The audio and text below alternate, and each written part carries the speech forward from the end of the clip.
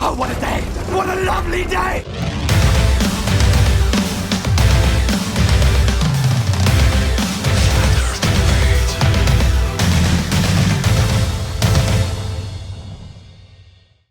Welcome to Flat Earth Debate Live. I'm your host Nathan Oakley, and if you are new to this channel, or you've not done so already, then be sure to subscribe and hit the bell notification icon to keep up to date with the Flat Earth Debate. If you'd like to support the channel, there is a super chat that runs alongside each of these shows while they are live. There's also a PayPal, Patreon and crypto link in the info box below the video. Most importantly, if you'd like to join the discussion, simply mute the page you are currently watching, then click the link in the info box below this video to join the panel and express your views on the nature of Earth. If you do join, please don't swear. If you do, you'll be ejected, and if you are, please don't try to rejoin the stream using sock accounts. You'll be warmly welcome back on the next stream. Please also share the show on social media. Sharing the show obviously increases the live audience, but this in turn increases the chances of a more diverse panel, so please share the show. And one last time, if you're new to the channel, or you've not done so already, how dare you, then be sure to subscribe and hit the bell notification icon to keep up to date with the Flat Earth Debate. Now we're joined by Sleeping Warrior, Righteous Force, Paul, Quantum Eraser, Chocolate Sane, Arwin, Alan B and 10th Man in the Google Plus Hangouts on Air, or just Hangouts I should say.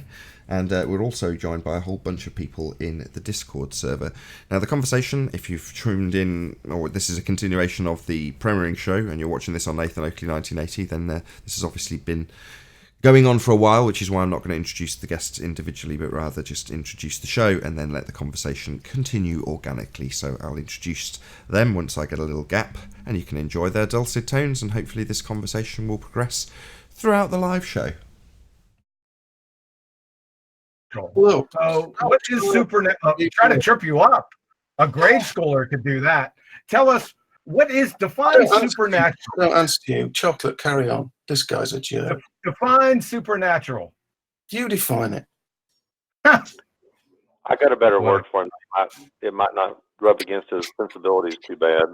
Do you believe in immaterial things, Alan? For example? Your thoughts is thoughts are immaterial. Logic is immaterial. Freedom is immaterial. There's a lot of things in life that we utilize that are immaterial. Do you believe in immaterial things? I don't know if I describe those things as that. Then how would you describe them?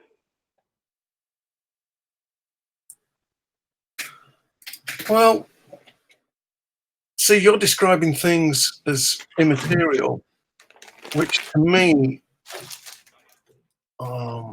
either means two things. It means unimportant or spiritual rather than physical, yeah?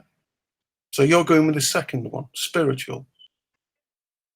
Yeah. Well, you can say spiritual. There's a lot of synonyms in this phrase. There's spiritual, there's supernatural, as John would say, there's immaterial. And the reason they fall in those categories is they can't be quantified. You can't, like Chocolate was saying, I can't weigh my thoughts. I can't tell you the color of my thoughts. I can't give you the energy distribution of my thoughts. So they're immaterial. No, you're using the wrong word there. How? How am I using the wrong word? Because if you look up immaterial, it will tell you it's either unimportant or spiritual rather than physical. You're using the wrong word. He's using the second part of it, you clown. You just said he was using the second part of it. So why did you state the first part? Immaterial. No, John. Immaterial lacks chemical formula, structure, charge, mass, momentum, or spin, or millielectron volts, kcals, or kilojoules. Thinking about that's what it lacks. The material clown show. Not spiritual. The material is physical. The immaterial is non-physical. Well, wait a minute. We can use spiritual. Would you use spiritual as a good word to describe those things? If you were to sit in an MRI scanner and we tracked your thoughts and we mapped them, would they not cease to be spiritual? Oh, define spiritual. Wait a minute, that's okay, John. I'm trying to go somewhere, and you rumpus me, okay? Well, get there for crying out loud. I'm a little bit more patient than you, John, and he may You're have had a history hijacking with this whole Alan. I point. don't. Hold on, let me get just take my control, impatience Paul. built up. Paul, hold on. Huey, just let him get to the end. You're ruining his point completely. Go on, Paul. Okay, an MRI machine. What is it doing? What is it measuring? It's scanning brain activity.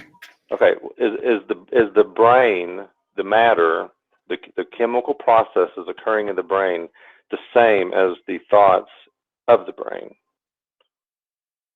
Oh, difficult to define. Example. The reason I say that is. Hold on, you didn't answer. Hold on. Oh, I'm sorry. You just said difficult. Sorry. Just let him answer first. No, Paul's okay. I can chat with Paul. He's quite. You go ahead, Paul. You didn't give an answer, I mean, though. if you want to finish your thought, go ahead. But you didn't give an answer. You didn't give an answer, Alan. I said it's difficult to find because I don't think I know enough about the actual tracking of various thoughts, various emotions, what areas they light up, and so forth. Nothing tracks thoughts, for goodness sakes. All the MRI machine does is what John's alluding to. It's just tracking the chemical processes or the electromagnetic whatever frequencies going on in the brain, not tracking actual thought. No, but can't. I think you're incorrect there because it can track excitement, engagement, and things like that because it lights up different areas. So therefore, by definition, it can track certain kinds of thought. Yes. You're out of Wait, John. That's okay. I can write the word excitement on the wall with a pen, piece of paper, or ink and paper, and I can also be thinking of excitement in the brain. They both represent the thought that I'm having, but they're not the thought. Well, no, of course they're not. Okay, so conscious. So thoughts are not material. That means they are not made of things. They're not made of. Yes, they are. Weigh them for me. Show me a thought. Why would an electrical impulse carry weight? Why electricity, for example? Well, I can. In electricity. What the hell? Hold on. What the hell are you talking about? Hold on. You gave us an example earlier when I asked you what information was, and you said a string of ones and zeros. In DNA, yes. Well, I think it's 7 letters in DNA, isn't it? You said ones and zeros, but I was just going to ask for the weight of that. For the weight of? The ones and zeros you gave me as the information. That's what I was trying to explain there, Nathan, was that the understanding is a man-made construct in which we understand those models. So we're not talking about the understanding of it. Well, wait, that's okay, John. Crying out loud. John, this is non sequitur. That's okay. All the things that we were talking about, the ones and zeros, the letters on the board, the MRI images are conventions we use to communicate something. But that doesn't mean what they're communicating is the same as the means by which they're communicated.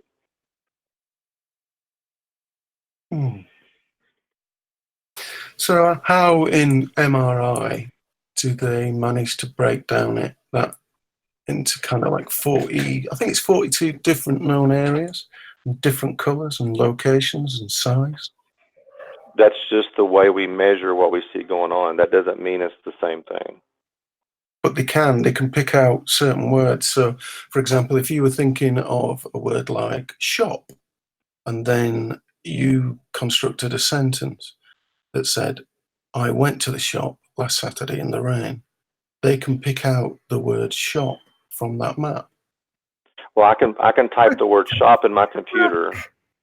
I can type the word shop in my computer, and it's a representation of something. Of course it is. I'm not disagreeing. So that's no different than what you're describing. It's no different. It's just a convention. No, what I'm saying is they can track and map thoughts, words, ideas, areas, and you're saying, what weight is that? It seems crazy for an electrical impulse that can be photographed happening in the brain with evidence. Well, do you know, Alan? Wait a minute, Alan. I can send you an email, and do you know the internet can track that email? and the route it took to get to you. Sure. But is that the same thing as the information I sent you through the email? Just because you tracked it? I think you're missing the point. No, I think I understand the point very well. If you were to send me an email and it went through an MRI scanner, I would be able to read it. Oh my God. The information that you have in your head that gives you the ability to be able to read that email. Yeah. How much does that weigh? What's weight got to do with anything? Well, you're saying it's material. Right, you're No, saying it's right?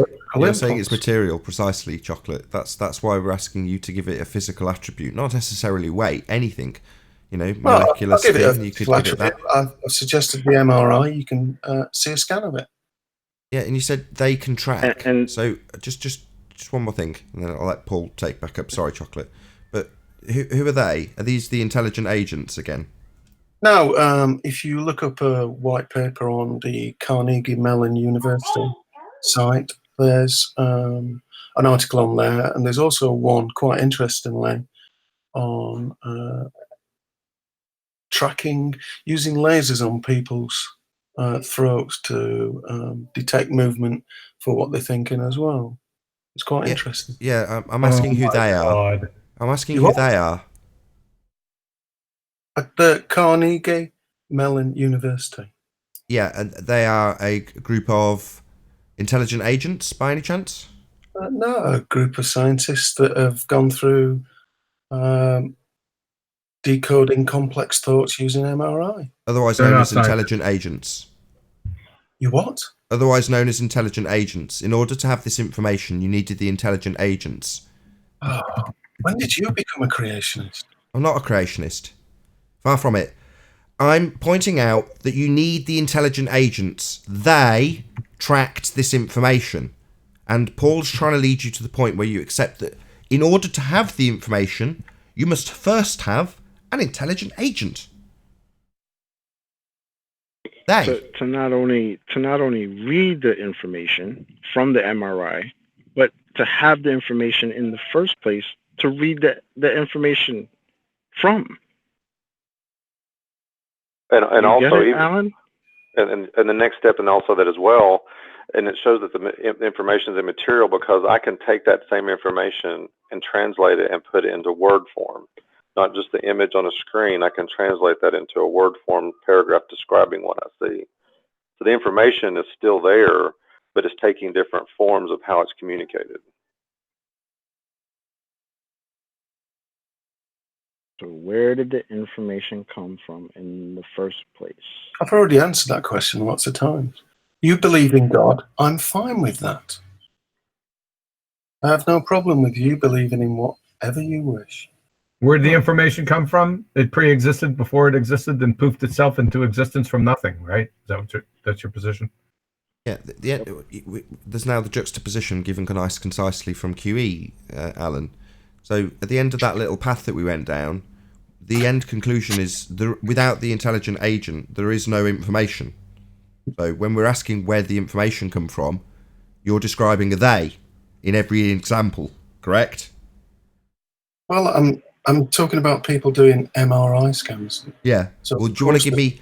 Okay, I get that. Give me any example where there's information and no intelligent agent. Go. No intelligent agent. Do you think... I will reverse a little bit on this. Do you think evolution and nature has a will? Sorry, I just want an example of information without intelligent agency in any way, shape or form. The reason is because at the start of the religious zealot assertion that everything came from nothing in a big bang that gave rise to a heliocentric system with a sphere in a vacuum, that starts without any intelligent agency. But every example given so far has an intelligent agency at some stage. And I'm asking now for any example at all that doesn't have that. Can you give me that?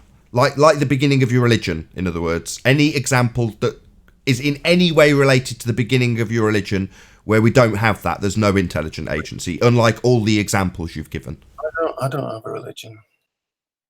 Oh, yes, you do. You're the most religious person on this panel. No, you are, John. Yeah, you are. Go ahead and answer his question. You're the most religious person. You believe that man can live for 600 years. Answer his question. I don't have to. What's the question, Nathan?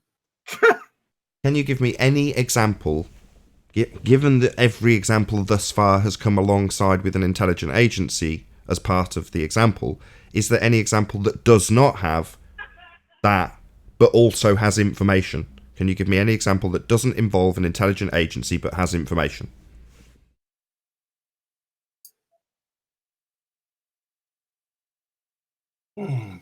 That's an interesting question. It is, and it's technically not my question. It was the first question you were asked here by John. Do you want to repeat your question that you asked right at the start, please, John? Ink, paper, and glue.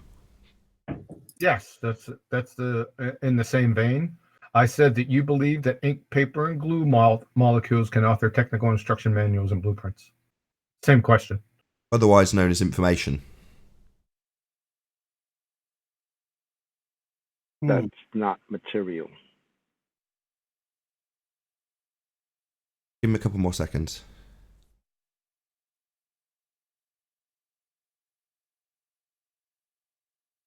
Excellent. So in conclusion, without an intelligent agent, there is no information. And the start of the heliocentric paradigm starts with exactly that, even though there are no examples that can be given. And there aren't. It's not just Alan. There won't be an example given that doesn't have an intelligent agent somewhere along the line. Yeah, it's quite a big question, that, because in trying to understand nature and the workings of intelligent systems within it, that's a really big question. It's got an answer, though. It just flies in the face of the heliocentric assertion that we can get everything from nothing, which is ultimately where we started this conversation.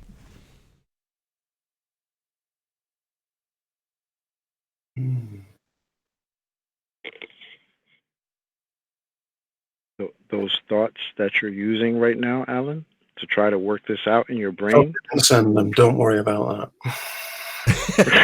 Right. That's kind of self-deprecating, isn't it? I'm just jesting, bringing a bit of light humour to many a true word, Alan. Many a true word. Like to the proceedings.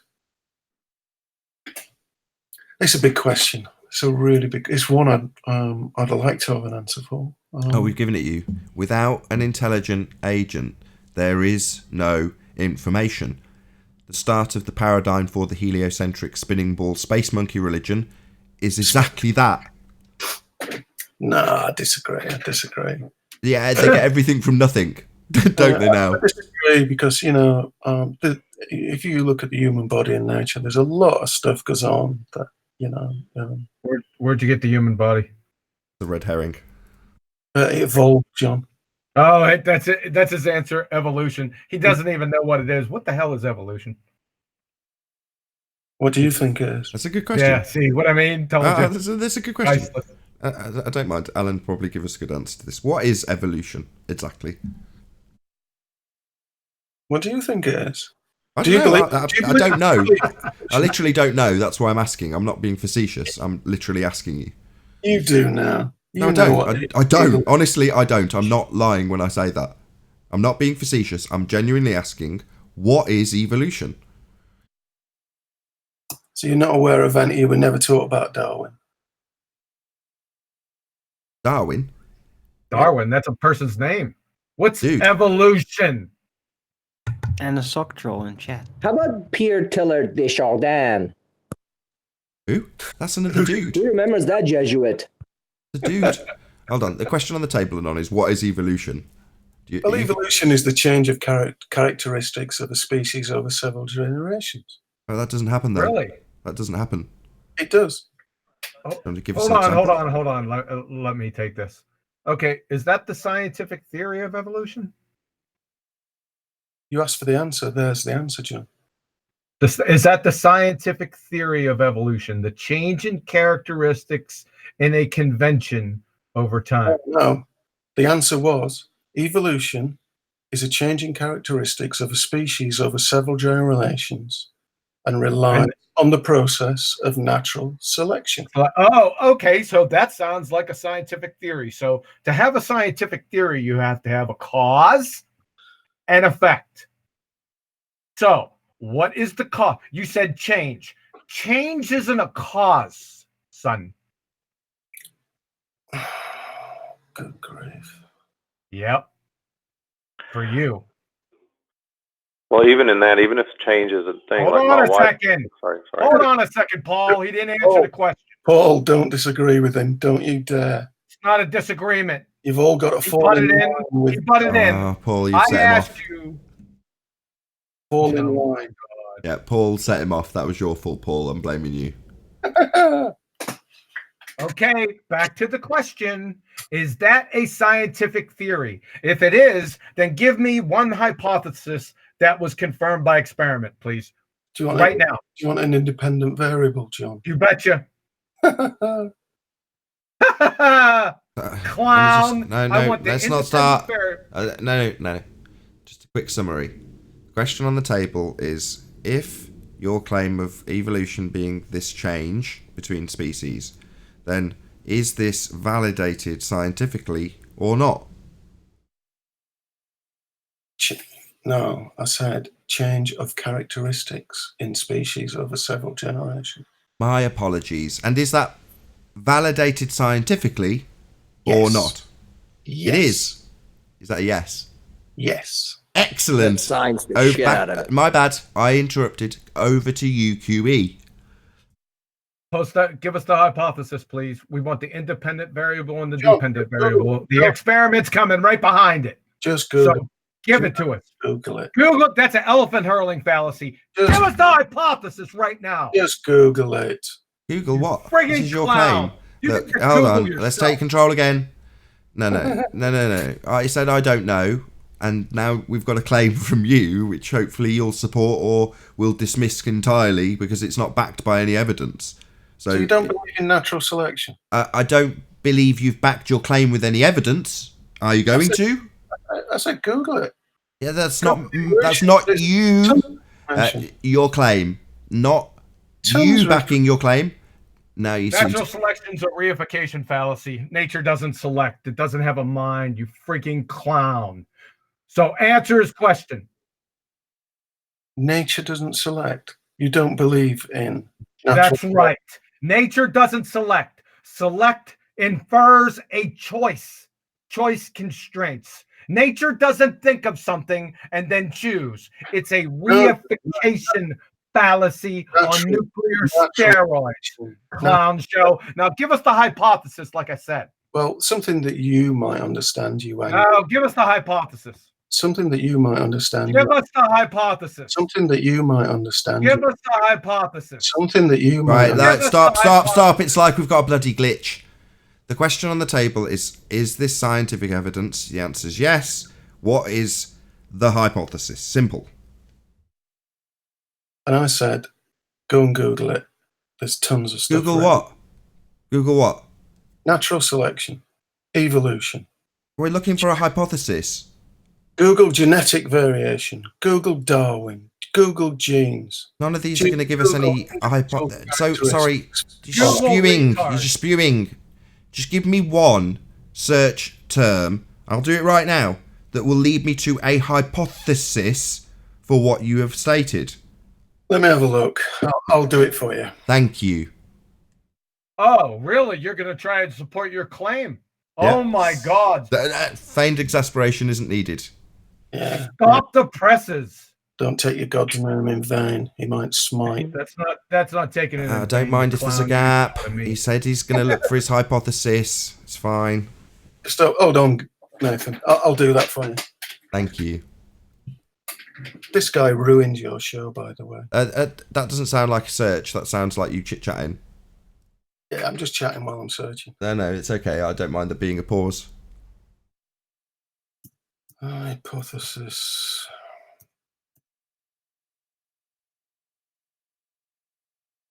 While you're looking, look up Desjardins. Hold on, he was speaking out loud. Hypothesis what? Hold on. Do you want me to stick this in back chat? What do you want? White papers?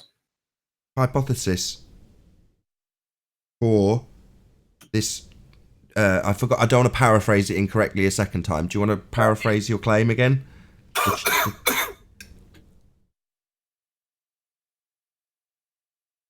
Oh, me? Yeah, this change in characteristics. I slightly phrased it incorrectly last time, and you corrected me. I said evolution is a change in characteristics of a species over several generations that relies on a process of natural selection. And the hypothesis for that can be found where? I'm just going to have a look. I can post this in live chat, leading me to believe that you'd found something. Is this live? Of course. Excellent. John's a big bully. So, a hypothesis for this change in characteristics. Just a moment.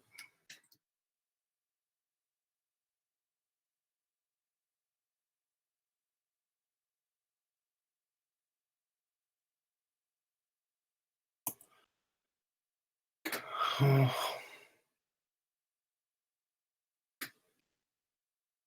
Nathan, he used natural selection. It's one of your favorite terms. It's a reification fallacy, specifically hypostatization. Hypothesization, eh? The fallacy of misplaced concretedness. Yep. Would you like me to go over it for him? Yeah, this that'd is be great. from yes, yes. Don't, please. This is I'm going to do it. It is from IEP.edu. Fallacy, hypostatization. The error of inappropriately treating an abstract term as if it were a concrete one, also known as the fallacy of misplaced concreteness and the fallacy of reification. Example: nature decides which organisms live and which die. Nature isn't capable of making decisions. Like natural selection. So when he said at the end of his statement, by way of natural selection. Natural selection. Yes, natural selection. Right. Weak die, and the best continue. It's quite specifically laid out in that example that was just cited. Precisely Nature that. Nature doesn't have a will. The weak die, and the strong win. So that's called the fallacy of misplaced concreteness, where you take an idea or a concept, in this case, that nature makes choices, and then you reify that idea into it being in existence, which it isn't. So this would be a logical fallacy as opposed to a hypothesis. I don't know. It sounds like you've been watching Rationality Rules. Not really. It's just that we asked for scientific evidence, and it turns out that this is actually a logical fallacy. But you said it was scientific, and it isn't scientific. You don't believe evolution's scientific through it? It isn't scientific. You don't believe that you can take two samples from DNA and see that they're related organisms? Oh my God, what a clown. Shut up, John. You're boring. Say that one more time, Alec. I didn't understand. I want to clarify that. I want to respond. Are we done? Well, hold on a second, Paul. Are we done with the hypothesis? Did he find one yet? And then you can go, Paul. No, go on, Paul. You're interested. Yeah, I figured. I was just summarising it. No, he didn't find a hypothesis because there isn't one. It's a reification fallacy. So he's reified this idea of natural selection, nature selecting things and deciding whether they live or die, and which ones will prosper and which ones won't. That's a reification fallacy. It's definitely not science. So although he's under the impression this is scientific evidence, it isn't. The thing you're doing there, though, Nathan, is suggesting that nature has a will. It doesn't. No, that's what you're doing. Now what you're doing is called projection. So you have just reified this. I made it explicitly clear that I did not know what this term meant. And then you went on to define it as science incorrectly when its actual title is a reification fallacy that you used. So I'm not reifying anything. You are guilty of a fallacious argument known as the fallacy of misplaced concretedness because you reified natural selection. What's wrong with natural selection? It's not science, and that's precisely what we asked for. You don't believe there's a science to natural selection? It isn't for the third time. What you offered was not systematic experimentation based on hypotheses. It was the fallacy of misplaced concretedness. Okay, I'll give you that. Go on, Paul. You want? I suggested that technology exists to identify a percentage of similarity between samples of DNA from two related organisms. Okay. Wait a minute, Anon. He wasn't talking to you. Okay. There's cars out on the road, and they actually use a lot of them use very similar parts. Sometimes the parts are interchangeable. So does that mean they came from the same location? Awesome, bro. That's great. You're using an analogy of cars, man-made, something not natural. No, I'm making a point, and it is an analogy. It is an analogy, but I'm making a point. Paul, that's terrible. Why is that terrible? It's terrible. Tell us why. You said basically. Hold on, Paul. You said. Hold on. Okay. I'm going to let you explain your analogy, but first, why is it terrible? It's terrible because somebody had to create for example, the carburetor in the first place, and you could argue in a rather stupid way that they all evolved from that. I see. So without the intelligent agent, there is no carburetor. Okay, go ahead, Paul. Do you want to explain your analogy and why it does make sense? Nicely slipped in, Nathan. Indeed. I mean, go ahead, Paul. And my point was to say, like, and I'm actually more talking about origin, not necessarily manufacturer specific, because certain parts will go across Chevy, Ford's, Chrysler. A lot of the parts can also overlap into different manufacturers. I mean, it doesn't mean they came from the same source. Just because you see similarities doesn't mean it all came from the same source. That's you right off the bat. That's a logical. I think that's a wrong. You can't even remember which. Correlation is not causation. Yeah, the similarity doesn't mean that this came from the same place. But DNA says it did. Okay. DNA talks? Wait. If I see the same program, a similar code in an Apple computer, let's not make messages. Let's talk about DNA. It's. I'm using another analogy. I don't want an analogy about car parts or software or. Well, it's the analogy showing that you're saying that because you see a similar code in one species of animal, and you see the same similar code in another species of animal, you're saying they all came from the same source. You're aware. Right? I trust, Paul, that you're aware of dog breeding. Yeah. That's okay. Don't go down. You're red herring at this point. Don't do that. You're saying if there's a similar code in the DNA in one species and there's a similar code in another species, that means they came from the same source. Is that what you're saying? I use the word related. Well, what do you mean by related then? What do you think related means? I'm asking you. No, that's fair enough. What do you mean? That's fair enough to ask you, Paul. What do you mean related, Paul? Like I have a Chromebook sitting on my table, and I have my work laptop sitting on my table. They look related, but they didn't come from the same manufacturer. Well, in this instance, what I mean by related belongs to the same family, group, or type. Okay, so just for clarity, Convention. They're all in the same convention, correct? I wouldn't use the word convention. I would. It's a human convention. I would. Go ahead. Yeah, I would use the word convention because it's accurate.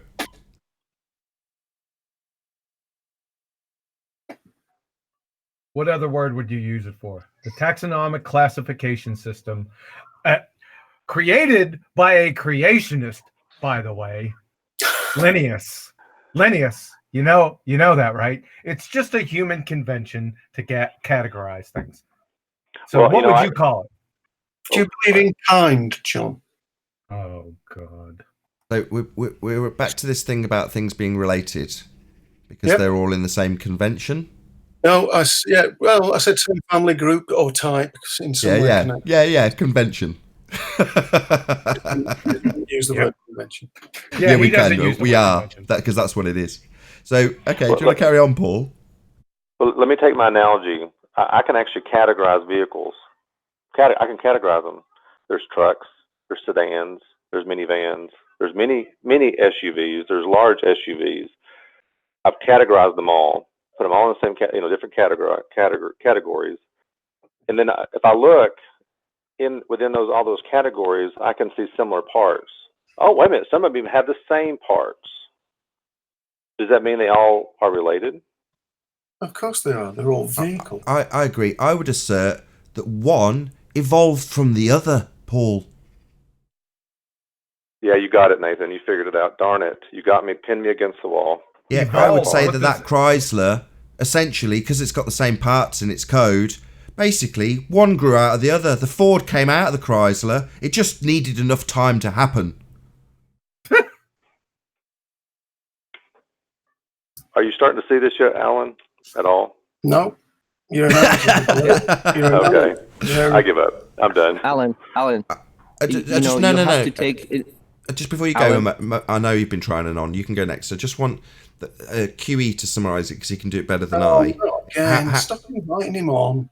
Well, why? Because he's got a much better explanation for working inside and outside of conventions than I can concisely give. He's a lunatic. I'm the lunatic, but this guy believes that something could come from nothing, and ink, paper, and glue molecules could author technical instruction manuals and blueprints. And I'm the crazy one, right? Yeah. Ha! You are. Hey, I'm Alan. the crazy detective. Real quick. I'm the crazy detective that the only reason that person's dead in the floor is its natural causes. That's a terrible analogy. Why? Terrible. Why? If there's nothing but nature, then that's natural causes. Whereas if there's intelligent agencies at play, then there's intelligent agents. It's just one or the other. It's not unreasonable what is asserted by analogy in terms of saying, well, it's obviously natural causes. There's only nature that creates everything. No, it was simply the dead body was John in the kitchen with a crappy laptop with the candlestick. Go on and on. You have a go. Yeah, sorry. Alan, go ahead. Ever heard of Piltdown Man? Yep. Okay, so you don't find that troubling one bit? Why would I find it troubling? Because it was a hoax. What is it? They basically sawed down a mandible teeth to make it look like a child gorilla or something, to make it look like it's basically a what I call missing link. It's a lie. Chiseled pig's tooth. There you go. So these guys are planting sawed down jawbones and pretending it's from another animal. I mean, why would I trust anything these assholes have to say? So you think because was it one or two people that did that? Oh, there's been a whole load of them. Is it just one of them? They resurface every 10 years, these fakes. They're constantly faking it. So you think because one person did millions of pieces of evidence should be discarded? Yeah, it went on for about 40 years. And guess how many master's thesis papers were supported by or were the subject of that chiseled fraudulent pig's tooth? Go ahead. 32. Yeah, a lot. 33. 33. But I don't know why you would discard something based on just... Because they're liars, Alan. Because they're lying to me. Because they're chiseling down teeth. That's why I don't believe them. If you don't want to believe them, that's fine. So we don't. Go on. They're all liars? Everybody's a liar? Yeah, they're all liars. Yeah, dog. They're all liars. Get the book, Bones of Contention. It lists all of them. So you think everything's a lie? No, bro, if I come up to you... Pseudoscientists are liars. Pseudoscientists are liars. Your evolutionary biology pseudoscientists, your cosmologists, your astrophysicists, your astronomers, your paleontologists, anthropologists, they're all liars. Demonstratable. So they're all they're all wrong, and you're an No, unemployed. they're not wrong. They're not only wrong, they're liars. They're all they're willfully wrong. They're willfully. So let me get this Exactly. right. They're Yeah, all wrong. You got it right. I gave it to you straight. Yeah, okay, let me have a chat. He's back. At ease, Corporal. Parade. Yes. So, Secure that shit, Hudson. millions and millions and millions of, let's say a couple of million scientists are all liars. Pseudoscientists. Yeah, and John in Lebanon, MO is correct. That is Listen. You think if any of them come out against this quote unquote theory, they're gonna have a career the next day? Do you really think that? How naive are you? Your picture shows that you're an old man. You shouldn't be this naive. Alan, can I ask a question? Or can I re-ask my question? It might have got answered before, but I didn't hear it. You can, Tony. If the DNA exists, how did the code get put in there at the moment of inception if it wasn't creation or intelligent design? I don't know. Do you not think that's the question that you need to ask yourself and come to a conclusion? Because you can't just really say, I don't know, therefore evolution. I can. There's enough evidence for evolution. Really? What evidence is there? Oh, Christ. You can't even define the damn thing. Why are you running us around in circles? Tony, put him on mute. I just want to know why do you think that I don't know is an acceptable answer for the coder that must be coding the DNA sequence? Because it's more acceptable than there has to be a coder. What? Every example you gave had an intelligent agent. I asked you to give me a single example without one. You failed, and now you're saying it's more reasonable to assume your failure is a reasonable failure to take as read. Wrong. You even said it was a good question. I did. So basically, what you're saying is you don't know how the code gets put into the sequence for life to exist, but you accept that ignorance is okay to justify your therefore consequential belief in evolution. Tony, I'd say that I'm a layman and not a scientist. No, but you act like you're a scientist, though. No, I'm just here discussing. I've never pretended to be a scientist. Hold on. No, but you do preach. I don't preach. Hold on. No. Why are we talking about scientists? We asked also for your scientific evidence, and you gave us a reification fallacy. So what does it matter about scientists when the method hasn't been adhered to and there's no scientific evidence for this claim in regards to evolution? Well, I've kind of come to the conclusion from chatting to you today that any answer that I give will be wrong. Maybe it's wrong, though. I'm arguing with blind faith. Not really. How is it blind faith? Hold on. That's perfectly. That's the first reasonable thing he said. You're arguing from a position of blind faith. Yes, correct. No, that's not what he said. He said he's arguing with blind faith, meaning us. Oh right, I misheard him. No, you are arguing from a position of blind faith. That's just projection. If that's what you said, I misheard you. Yeah, that's your position. I can understand your question, Tony, and it is quite fascinating. But you just whistled past the graveyard by it. But expecting a 65-year-old man from Leeds who likes to go bowling on a day, how the code in DNA and RNA got. Well, you're the one that claimed it. You said evolution. God, you can't have a decent conversation. I'm not asking you to explain how. I'm just asking you, do you accept that for there to be the code in the first place, that there must be a mechanism of some kind that codes it? No, I don't. So it has to be created? Yes. By accident. Did everybody catch that? Wow. Yeah. Created by accident by who? Or what? Hey. Well, according to your dad, John, you were an accident. Created by who? Even if it was an accident, right? Why does somebody have to create something? Even a bad design is design, right? You just said it was created. By who or what? Natural selection.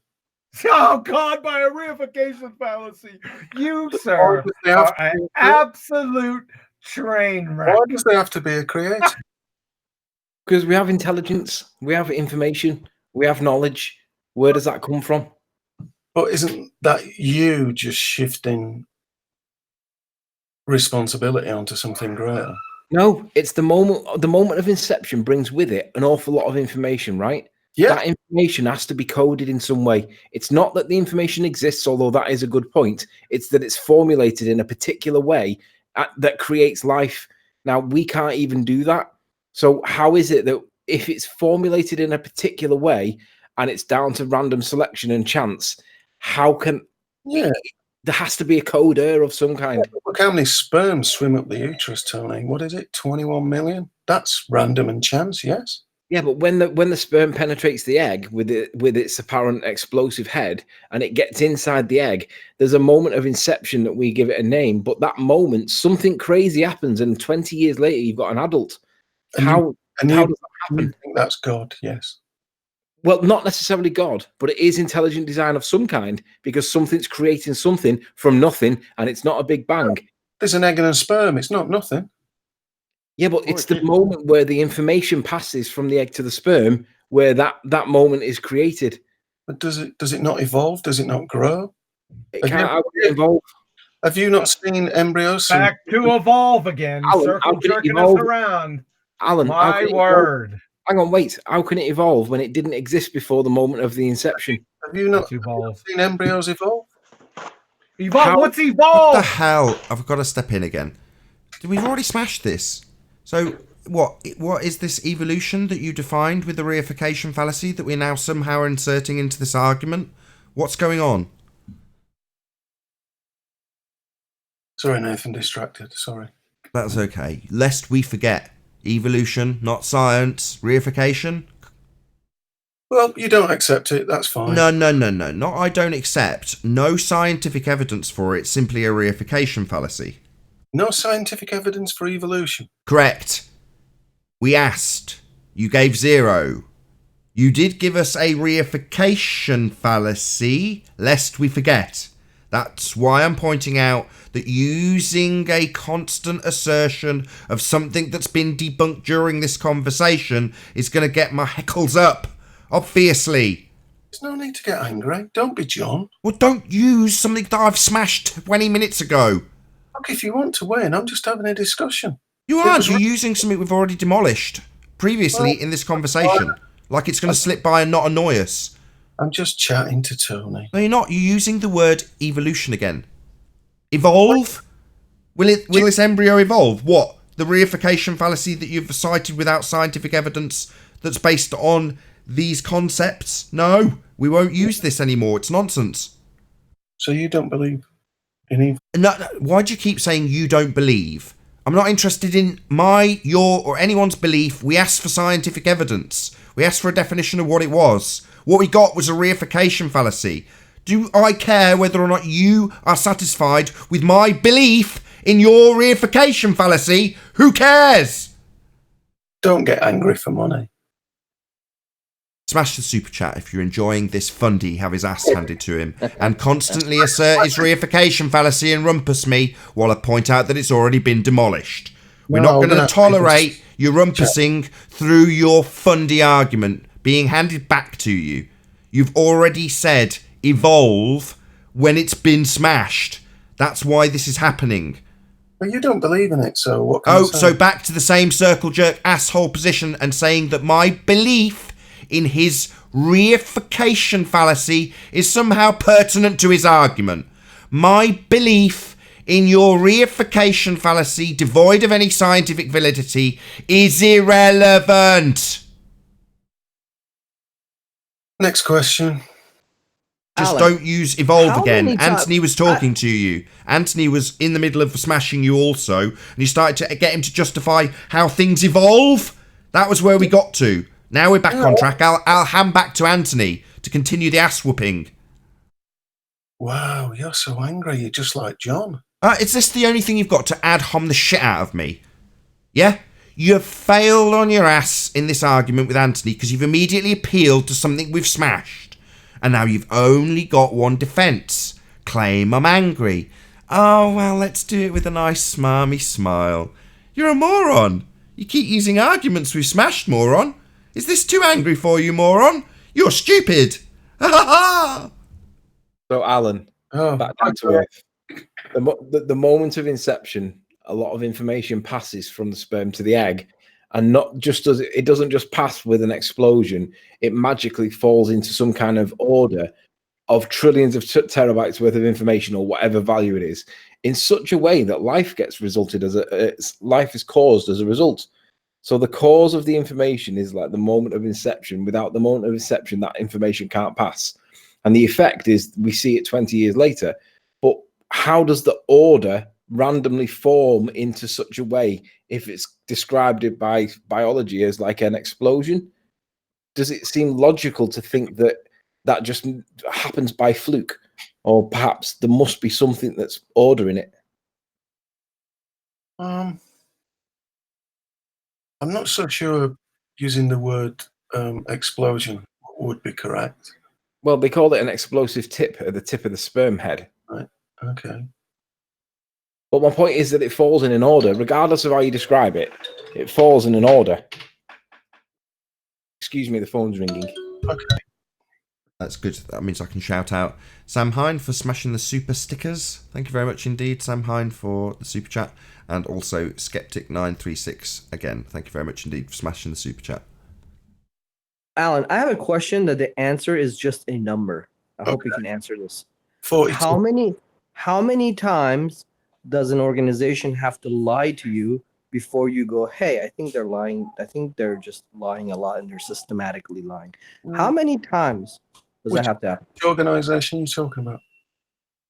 Let's just say it doesn't matter. Let's just say the Bloods. No, Whatever. go on. What Okay. organisation? He said specifically. Give it him specifically. Give him a specific organisation. But the thing is, it's not about which, or I'm just asking in general. Let's say there's a group of your friends that you go bowling with.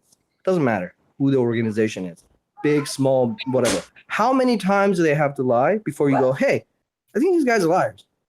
But you believe everybody's a liar and on, don't you? That's what you think. No. God, Would you think- already, Alan, come on. No, it's just a discussion. I'm trying to Qualified it. You've got a group of bowling mates. You're down the bowl screen. And how many times, if this group of bowling mates, hypothetically, lie to you, how many times? Simple. Just once. Just once, eh? Oh, great. Thank you. NASA's a good example. Why didn't you say NASA, Anon? It's it's not that kind of a group. It's more of a group that they go play dress up and they call themselves secret societies, those kinds of guys. Nathan, who do you think designed the human body then? Who do I think designed the human body? Yeah. I don't know. What kind of question is that? When does an embryo become a thing? I just know that there'd be a designer, an intelligent agent behind Do you think that. it's a good design? Excellent. How did nothing design the human body? There you go. I can tell you something about this so-called creator. Hold on, Chocolate's asking Chris. Sorry, Paul. Who's he asking? Is he asking Chris or me? I think he's was the asking question? Chris, how did nothing design the human body? How did I get my eyes from nothing? It started from single-cell organisms all the way up to what we see today. I don't know that much. Yeah, we covered that with Alan. But I just don't think the human body is a very good design. If like we breathe and eat through the same hole. The playground's next to the dump. kidding me? The fucking we've Going got. back to Chris. Human body's one of the most flexible things ever. No, it's not. Yes, it No, is. up using until the like 100 human years body. ago, we were fucking dying like flies. The infant If more of us have mortality to go rates with the were. fact that One at a time, please. One at a time. Thanks, Alan. I think I can cope. Touchy. I mean, for example, why are the testicles on the outside? Shocking piece of design. Do you want the answer? To regulate the temperature. They're not always on the outside either. Depends how tight they are. Well, that ruins that argument. Anyway, Yeah, so how because does this link sperm back? have to be kept at a lower temperature. Right. How did nothing decide that sperm would have to be kept at a lower temperature outside of the body in order to maintain function? How did nothing decide that? Good question. But you don't believe in evolution or natural selection. Why so... do we? Not a belief. There's no scientific evidence for evolution. That's the end of that argument. It's not that we have a belief in your Why do we have reification the fallacy. vestige of a Again, Chris. Why do we have the vestige of a nictitating membrane in the corner of our eye? I don't know. I don't know. Like, I'm where not a did that- biologist. Why are you asking these questions? How does this relate to the nature of Well, existence and the because- creation thereof? What he's saying, Nathan, is the Well, I universe. thought we were talking about evolution and Oh, wait, designing. you mean the design of an eye has supposedly an element that biologists haven't explained yet? Is that it?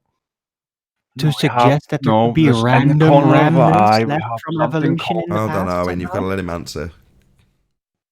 In the Would be corner of our interesting. eyes, right, the inner corner, we have something called a nictitating membrane or a vestige of it. And this, in other mammals, covers the eye. Like, it's like a second eyelid, right? Right. And so we have a vestige of that in the corner of our eyes. Uh-huh. So how does an explosion? Hold on, he hasn't made his of nothing- conclusion. Hold on. And And what? what's And your what is your point? point? Well, I'm wondering why it would be there. Why would we have that? But I don't know. But what does that prove? That I don't know Is there a why we have a logical- particular. Pretty sure it's It gonna have a proves function. that it was something that was used with a common answer. From a Or common maybe ancestor. something that can still be used. Hold on. I can when- explain this. when Hold it is on. I required just want him to adapt. actually make his claim before people pounce on him. How do you draw that conclusion, Chris? Sorry? You said it's a remnant from our common ancestors. How do you draw that Yeah. conclusion? Well, why else would it be there? Don't ask me something. It's your positive Can I- assertion. May I? It's my positive assertion. Yeah. Okay. I Can I don't know say about that. something? Right, you've got an assertion that it's a leftover from our previous Yes, ancestors. Yeah, and I'm asking, how the hell do you draw that conclusion? Well, we can see it in, other mammals where it's used. So earlier, Paul made a comparison between Fords and Chevys. Did you hear the comparison, the analogy? Right. So if you have a classification system, just because you can arbitrarily classify things in the same groups, doesn't mean that you can work outside of that classification system to link the two together. It's just a classification system. And can I say something? Right. A little bit. Just let Chris respond and then feel free, Paul. What have I to respond to? But because some car parts are found in other cars, what?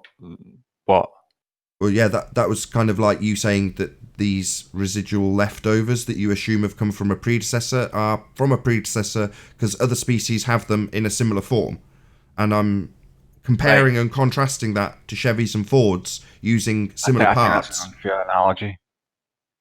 I think that's an unfair analogy. I mean, right, so let's say we were designed then, and the designer decides, all right, I'll put up a little vestige of a nictitating membrane in the corner. Like every car part, every part you find in a car has a use, right? It's all there for a reason. Can I respond to this, You don't Nathan, find for a any second? vestiges in cars. Vestigial car part. Do you know what the appendix is? Got 20 seconds, Paul. Go ahead. The appendix. I'm aware of it. Okay. They, for a long time, biologists and anatomists didn't know what an appendix was for. It just looked like an extra piece of tissue. And that's honestly, for a long time, why they removed it, because it would get inflamed. But they come to find out that the appendix is actually very much part of the immune system. They found out this later. Just because you see something in the body, and it may look similar to something else, just because you can't identify what its necessary usage is, doesn't mean that it might not be necessary for the function. Can I draw that analogy? Okay, I'll do a quick shout out to James Richard for the super chat. Who says, an infant cannot raise itself, food, water, clothes. Thus, man and woman was created as adults at the same time with knowledge. It's the only way. And with that, I'll say, if you are watching on the Nathan Oakley 1980 premiering stream, then stay tuned, as there will be an after show to follow. Unfortunately, if you are watching this on the Nathan Oakley premiering stream, live stream, unfortunately, this is where we bid you farewell. A massive, huge, enormous thank you to all of you. Smashed the super chat, liked, commented, shared, subscribed, and all that good stuff. Of course, a massive thank you to all of today's live debating panel for making this show possible. I've been Nathan Oakley. Stay tuned if you're watching on Nathan Oakley 1980, and I'll see you all in the next video. Oh, what a day! What a lovely day!